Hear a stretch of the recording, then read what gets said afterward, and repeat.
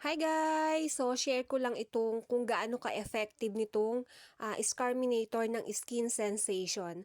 Kasi, nadapa kasi yung baby boy ko nung nakaraan. Tapos, ganito yung nangyari sa upper lip niya. Nagkasugat siya, tapos meron din siya dun sa forehead niya, dun sa noo niya.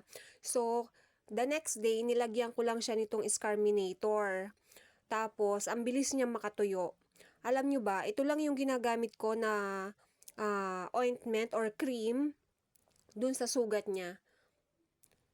Yan. Yan yung itsura niya, guys. Color pink, tapos sobrang bango niya. Everyday ko lang siya pinapahiran niyan sa morning, after niya maligo, tapos sa gabi, bago siya matulog. Alam nyo ba guys, hindi lang to pwede sa mga sugat, pwede din to sa mga dark areas nyo or kaya sa